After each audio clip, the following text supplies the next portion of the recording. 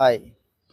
American Navy SEALs Osama bin లాడెన్‌ని చంపడానికి వెళ్ళినప్పుడు, వాళ్ళు ప్లాన్ ఏ మాత్రమే కాదు, ప్లాన్ బి, ప్లాన్ సి ఇట్లా 2, 3 ప్లాన్స్ అనేవి వాళ్ళు ముందుగా పెట్టుకున్నారు.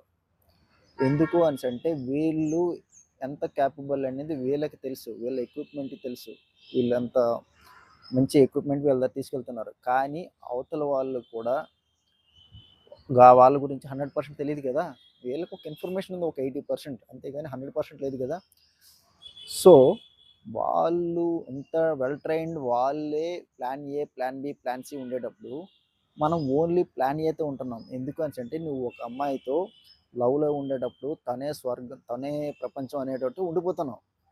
అప్పుడేమవుతుంది, ఫర్ సపోజ్ కొన్ని కారణాల వల్ల తను మారినా, నువ్వు మారినా ఏదో ఒక సిచ్యువేషన్ రావడం వల్ల అప్పుడేమవుతుంది, నువ్వు దాన్ని యాక్సెప్ట్ చేయలేకపోతున్నావు. ఎందుకంటే నీకు ప్లాన్ ఏ ఫెయిల్ అయింది. నీ దగ్గర ప్లాన్ బి, ప్లాన్ సి లేవు.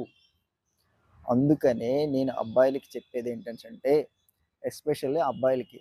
ఎందుకనేసంటే గొడ్డలు చింపుకొని, నువ్వే నా ప్రాణం అనుకుని తిరిగేటోళ్ళు అబ్బాయిలే ఎక్కువ మంది.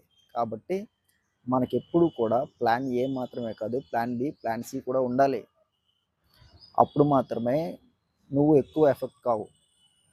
అలాగని